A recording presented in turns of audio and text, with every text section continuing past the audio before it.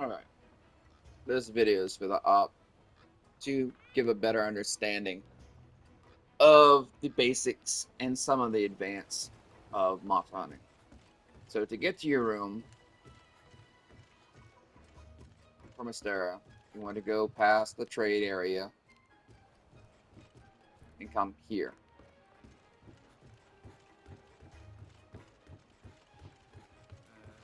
Make sure you utilize the stockpile. As you progress in the story, How are you this today? guy's inventory will increase. As you do quests, you'll get points that you can use.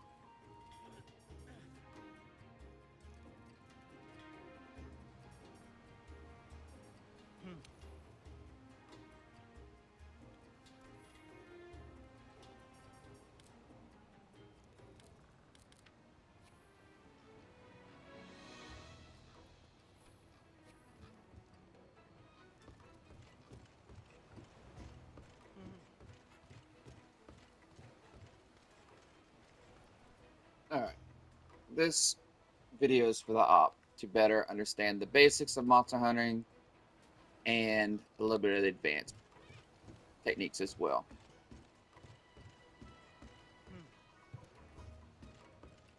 As you progress in the story, provision stockpile NPC inventory will Take it increase. easy. So make sure you keep an eye on that and keep your inventory stocked with potions, life powders, which life powder is an AoE, which whenever you use it, it goes on whoever's in your party or nearby, which would be your Palico and your son and Palico if they were nearby, or other members as well, and their Palicos. Astera Jerky is very important because it stops what's called bleeding, which is whenever you're hurt, there is a red bar. So if you eat Astera Jerky, it'll stop the bleeding, and then it'll recover the health that was lost after. That's very important as well. Antidotes. You ran into a Pookie Pookie according to your post, so that would be very important to have. So potions, antidotes, Astera Jerky, very vital at the beginning of the game because poison is very potent, at least until later on whenever you get stronger and better gear. Boomerangs can be used to get down slinger ammo, like scatter nuts that are high on a branch. Tool trap, or excuse me, trap tool is what you need to make traps, which there are two types of traps. There are shock traps, which are made from thunderbugs, and then there's vine traps, which is made from ivy leaves and give me a second. Ivy leaves. You'd think I would know this off the top of my head as many hours I've put into this game.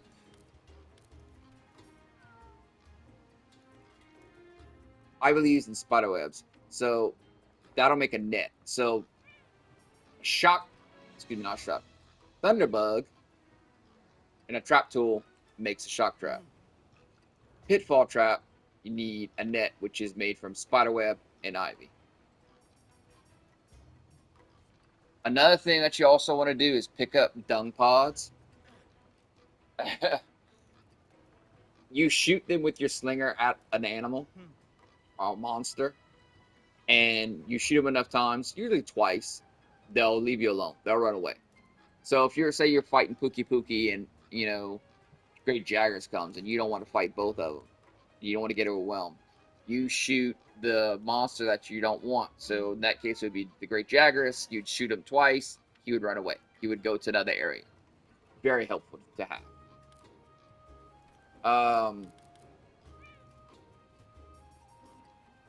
Smoke nets. If you find them out in the, you'll find them out in the wild. Or spore puffs. Smoke nuts with an ivy create a smoke bomb. What the smoke bomb does is you're able to obscure yourself from a monster there's no cover nearby and sharpen your blade. Very important to have, in my personal opinion. Flash pods blind monsters and give you a chance to get in some hits while they're stunned and blind from the flash pod, but they do build up resistance after a while. Later on, as you progress in the story. Let's see. What else? What else? What else? What else? What else? Anything that has powder is an AoE. So you cast it on you, or you use it on you, and whoever's nearby is going to get that effect as well. Human powder, life powder, or chill powder, stuff like that. But this is going to be later on. Your list for crafting is going to build as you progress through the story. So just keep an eye on that. Like I said, this is a mixture between some advanced and basic stuff. So don't overthink it. It's just something to look forward to. Another thing while you're out in the wild is to look for open areas that are surrounded by usually by trees or vines for new camps. If you find said place, you're going to want to come back and talk to this guy. And once you do, that camp will be accessible. Also, while you're out in the wild, make sure you grab whatever your hunting's footprints, because two reasons. One, it increases what's called your research guide, which is under Hunter's Notes. And we'll use the Great Jaggers for an example. So as your research levels increase, these tabs will be accessible. First one is given to you already. It just tells you what the creature's name is, how many you've killed or captured, and a little bit of useful information and where it's known to be. The next tier, that is one of the most important, is its body parts and what can be broken and its weak points. More stars, the better. Not only that, it also tells you its weakness to elements. In this case, the Drake Jaggers is weak to many, many things, as you can see. Fire, thunder, ice, poison, sleep, paralysis, blast, and stun. The 2 stars, meaning it's weaker, as I stated before. So you want to stick with, fire or the ailments below, preferably. The last tier, once you keep getting that level up, because you'll talk to a certain NPC, which I'll show you shortly, not the one that you talk to for the camp, is what you can get. So this tells you if this piece is broken, you get this. If his forelegs are broken, you get that, and so on and so on. Also shows the frequency of, what can be dropped, whether it be, iron ore or actually a piece of the monster itself. So, as I said, grab those footprints and scratchings and whatnot, because not only that it helps to level up your tracking, make it easier for you on the map, because it'll get to the point where you can just put a pin in the monster and you can just track it that way. But you have to level it up to a certain level 3. Well, not level 3, but all the way, I'm sorry. But also the tracks, you want to turn them in, since you're new to the game, you'll turn them into this guy right here, ecological research. And when you do, it'll upgrade your monster field guide. See, I just updated mine.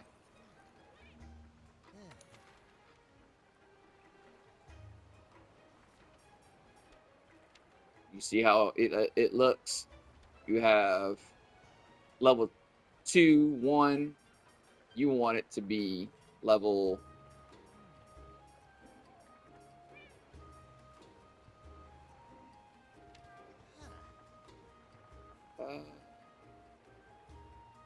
Yeah, level 2. Level 3, though. Well, I was right. Okay, I'm sorry. I was right. Level 3 shows the destination status on the map.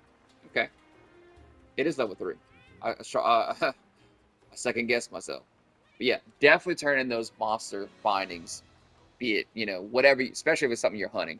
That way it makes it easier because sometimes, if you're lucky, you can grab a footprint or scratching or marking, and there'll be a piece of that monster that you were hunting, which is, a way of making it less hectic to gather those pieces, especially, if it's just a duo or a solo hunt. But anyways, let's move on.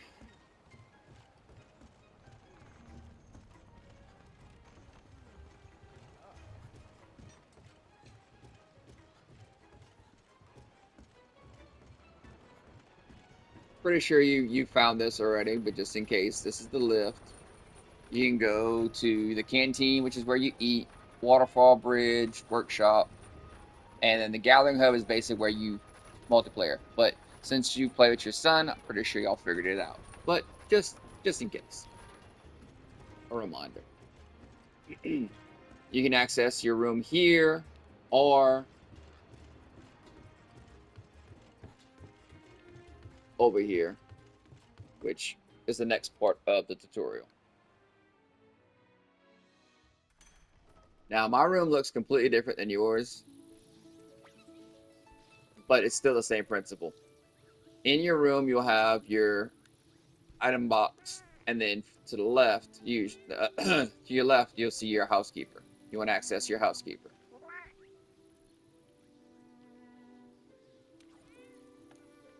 Go to training area.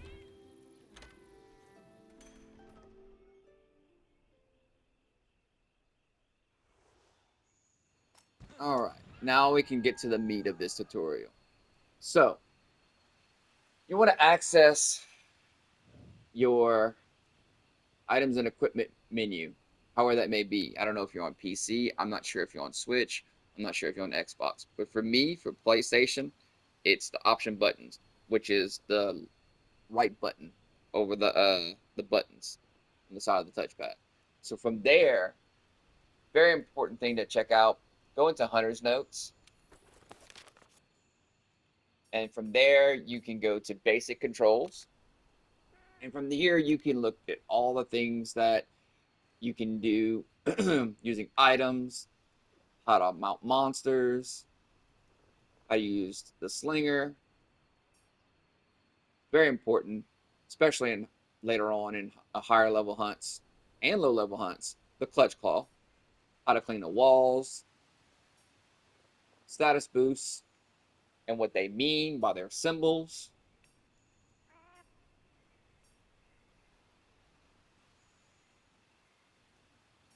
and how to activate them.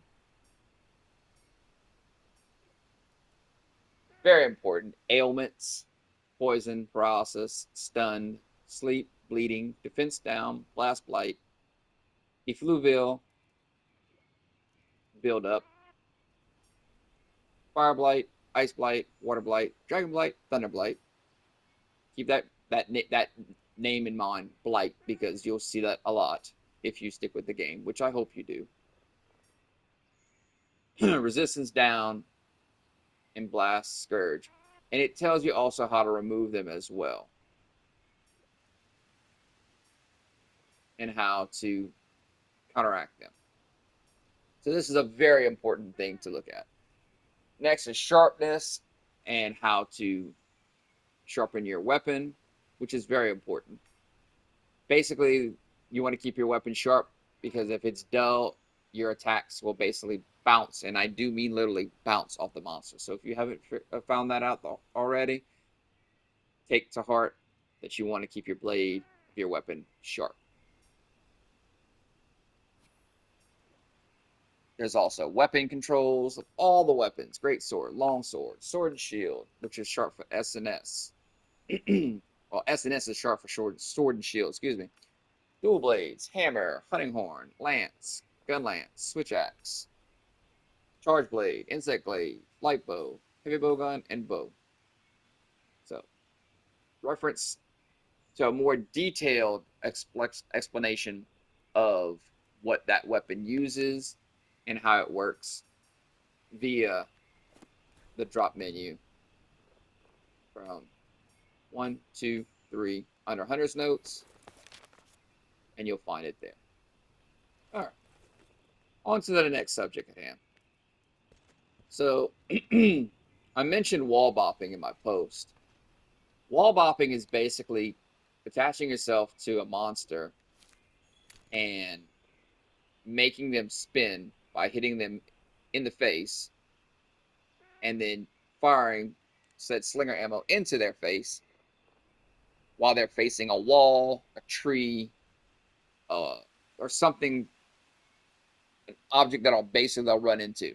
And what it does is it knocks them down. It also makes them drop a piece of their material.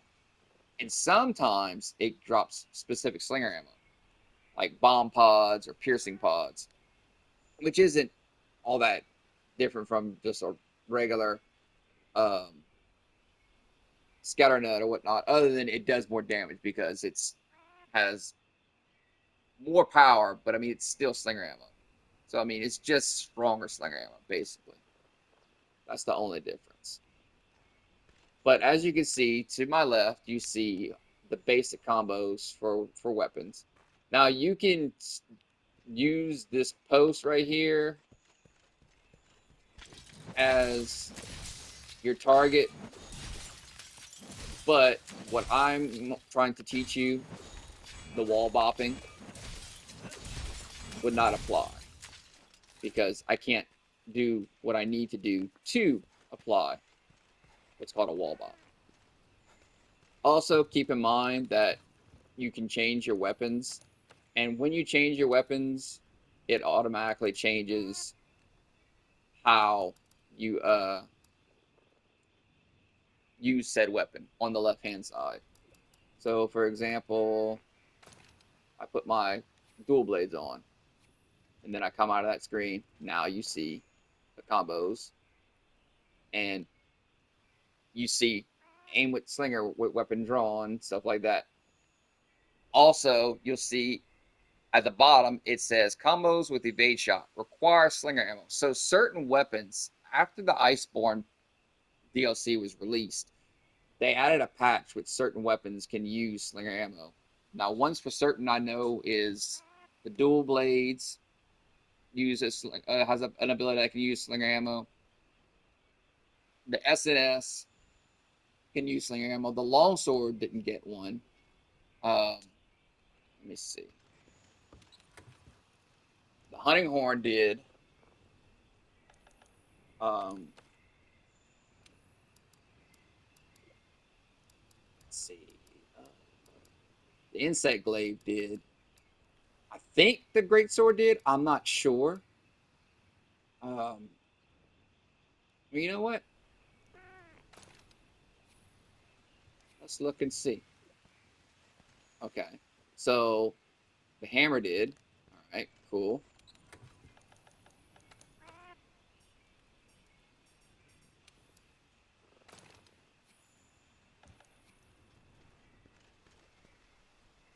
Um, it's not a slinger requirement, but it did get an echo attack. I don't know. This is actually my first Monster Hunter game other than on DS. So I don't know if echo attack was always in there. So don't quote me on it. But it doesn't look like it's a slinger attack. Otherwise, I think it would say that. All right, then we got great sword. Okay, so great sword got it. You see at the bottom it says slinger ammo required for that move. Then we have charge blade. Charge blade did not get one. Okay.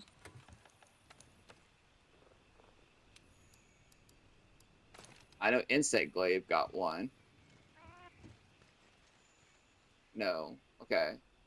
Well, actually, it's yes, it did. Some of them are might kind of hidden. Well, in this case, this one's hidden. So This is a little advanced, and I apologize for this, but the way the insect glaive works is they pull extracts from monsters. Attack, stamina, um, attack, stamina. I know this is a lot to absorb, and I do apologize, but I'm just trying to give you a good jump start on the this game. Okay, there are 4 types: red, white, orange, and green. So the only one that's not a part of the combo is green, which is health. So once I pull in an extract, doesn't matter if it's white, red, or orange. If I have slinger ammo equipped, my bug, my kinsect, gives me a buff. So yeah, so it's kind of hidden. It doesn't say it on the tutorial screen, but it's there. Anyways, moving on. Bo got one. SNS definitely got one. Yep, see it, Slinger Burst. Got it. Now you're new, so don't worry too much about it. I'm just letting you know that, this is, something to look at if you really want to use a weapon to its full potential, meaning some of them have slinger abilities, which is usually a really strong, powerful attack. Bo got it. See, it doesn't say use slinger ammo, but it actually uses slinger, like the insect glaive. So, um, it's like Thousand Dragons. I don't know what weapons y'all use, or you or your son use, but it's like Thousand Dragons, but it uses slinger ammo. See, that's Dragon Piercer. Thousand Dragons, which uses the slinger ammo, which it doesn't say it does, but you actually have to have it equipped.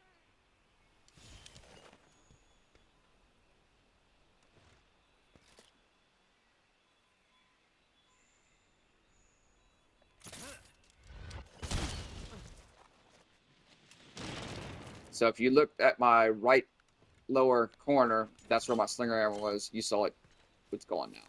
So yeah, Thousand Dragons. They should have added to where slinger ammo required, but they didn't. But it does require it. Hopefully you're finding all this information helpful. Let's see. Dual blades. That one says in the tutorial that they have it. So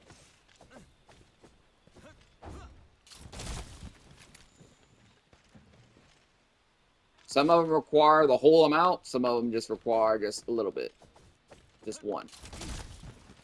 So that's called an evasion shot. Okay.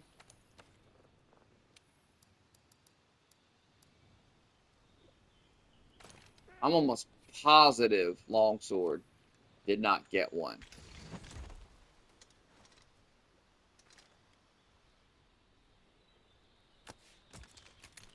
I mean, you can press the, well, like I said, I'm playing on PlayStation. You can press the R3 button while your weapon's being held.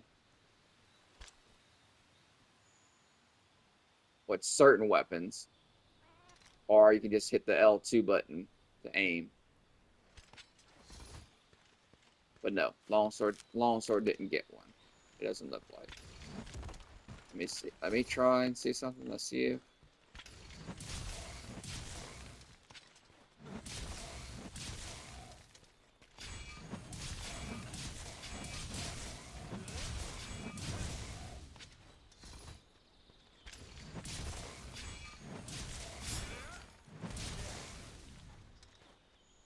Nope.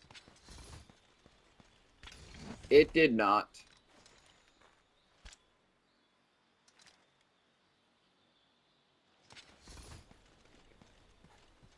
Moving on. Like I said, advanced tips, but also vital information later on, depending on what weapon you'll use or whatnot. Charge blade didn't get one. Nope.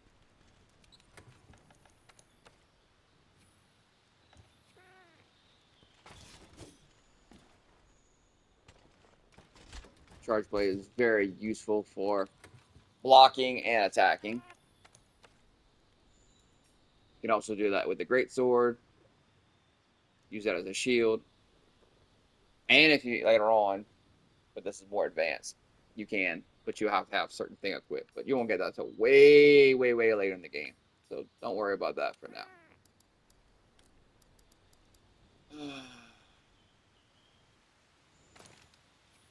Pretty sure the hunting horn doesn't require slinger ammo.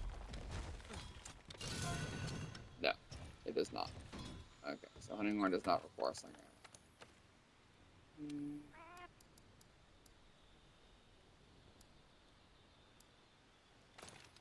Switch axe. Pretty sure switch axe does not. No. Oh wait, never mind. Never mind. I see it right there.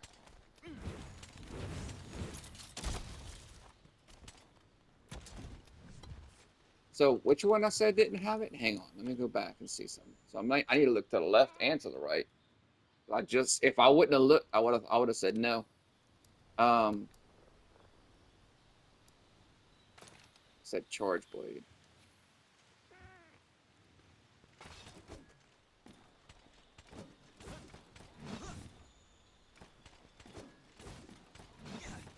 Okay, so charge blade definitely not.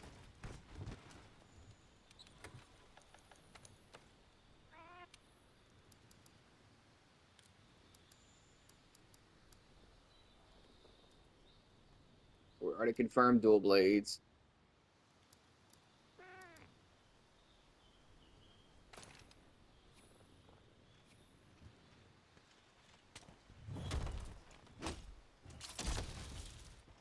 Okay, so great sword.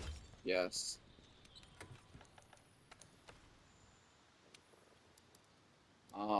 Excuse me.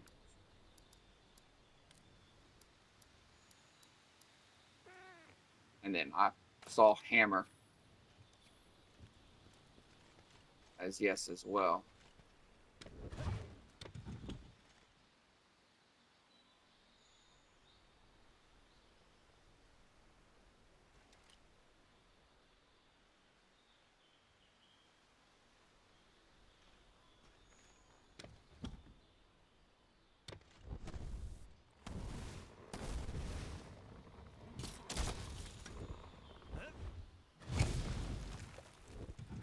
Interesting.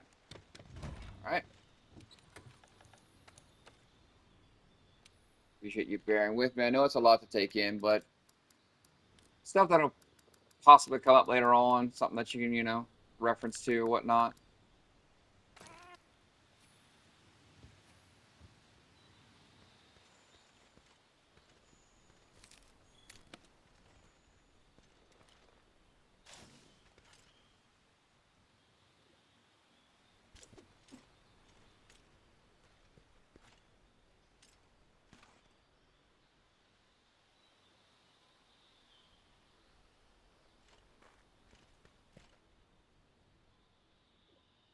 Combos with leaping slash slinger.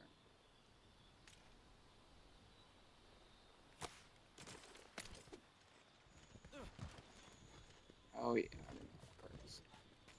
When you play a lot as much as I do, I'm not trying to brag, but I have over 1881 exact hours in this game. You tend to forget some of the weapon abilities.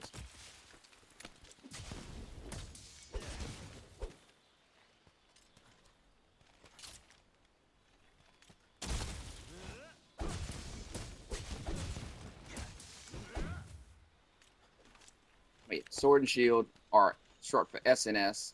Yes. Okay. I think that's, yeah, I think we covered everything. Typo.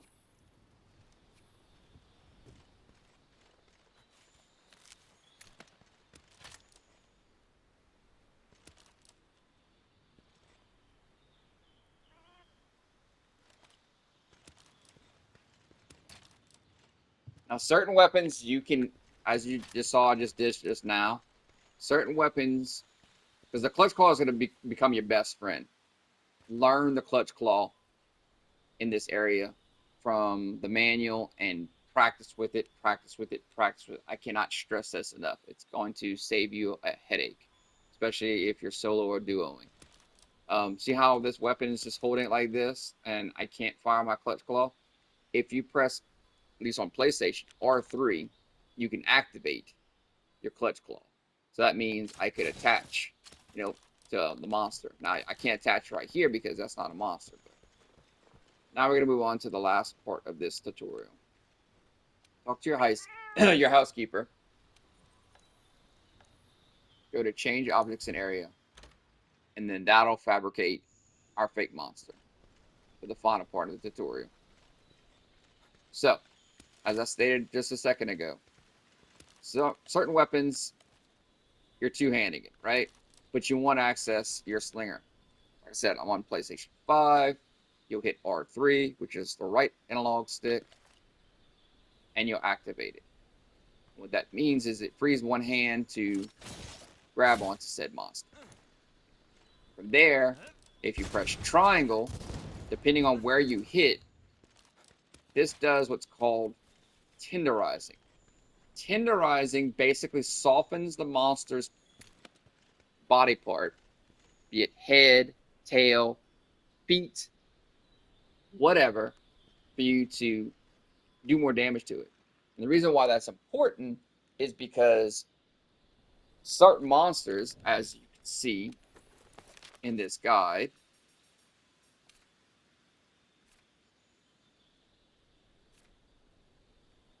have pieces that need to drop. And to get those said pieces, you need to break the head, break the chest, break the forelegs. So to make that easier with the weapons, as you can see in the physiology tab, you want to tenderize. That way it makes it easier to sever, hammer, which is blunt, or pierce, which is what the little bullet at the end of the little visual aids means. So that's why tenderizing is very important, which later on you'll learn. So like I said, if it's a two-handed weapon, just press R3. Like I said, I'm on PS5. It frees your claw shot. And you can attach to wherever, the head, the body, the tail, doesn't matter. Now, what does matter when you want to do what's called wall bopping is you attach to the head while you have slinger ammo equipped. So you want to attach to the head, but before you attach to the head, make sure you have at least eaten a well done steak. If you aren't ready to eat already again, because it'll keep your stamina up, especially in times of need when you're running around. Always keep your stamina stakes, I call them, handy. You can do that by customizing your radio menu and the drop menu, which is the first tier. Fourth option, customize radio menu, and then you go to quest settings.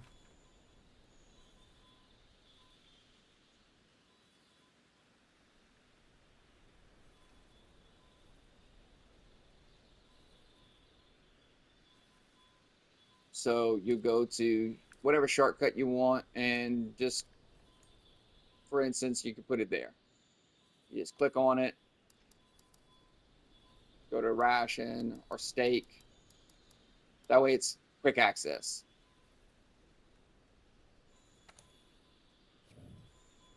So stamina is very important whenever you're attaching yourself to monster.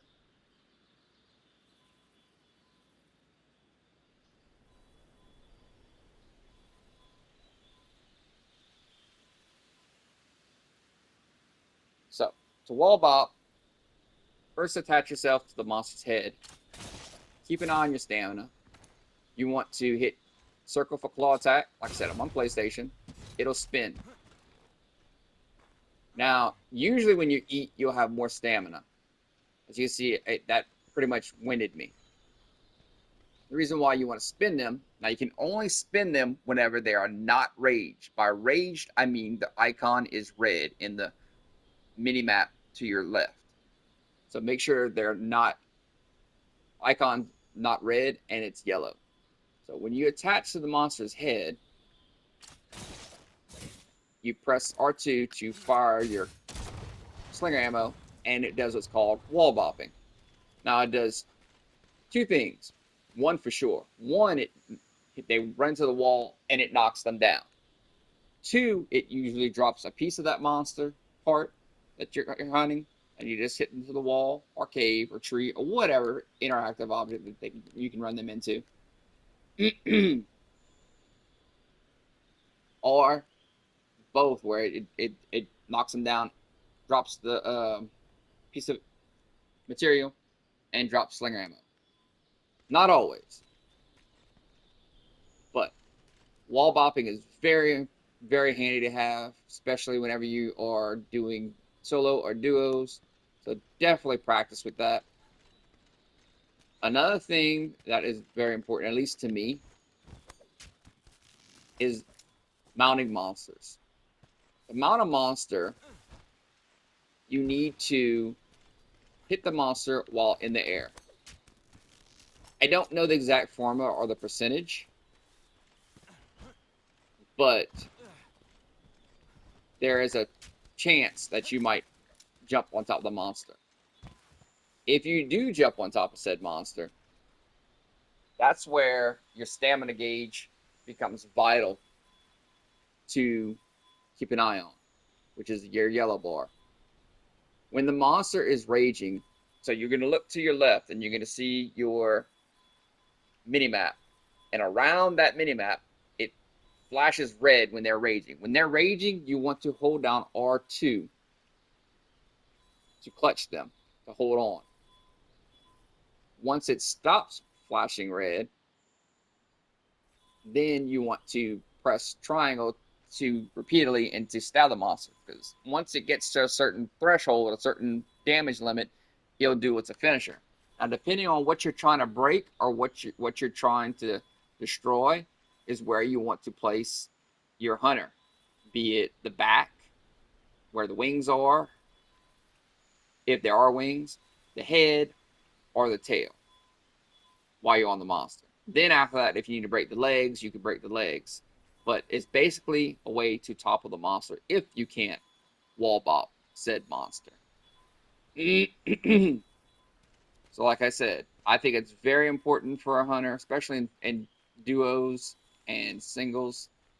So I'm a solo hunter myself, 95% of the time. I think that should be one of the most important things, is to always try to mount the monster. Now, another thing that is very important whenever fighting monsters in singles or duos is the wedge beetle. It's another way to get above a monster. Not only that, help you get out of whatever attack it's doing really, really fast.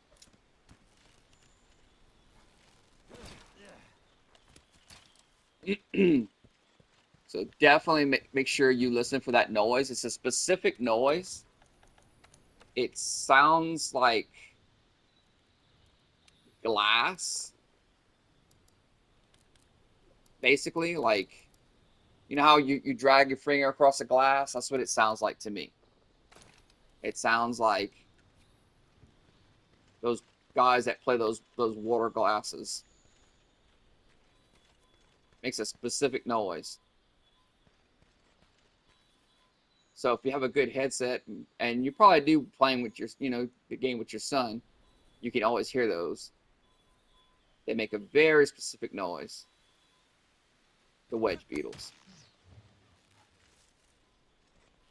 So definitely be on the lookout for them. The vines are also a way to get across as well. So keep on the lookout for those.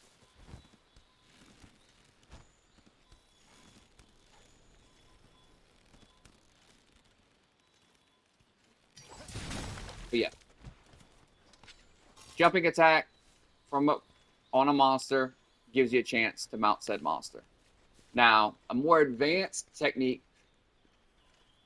even more than the wedge beetle,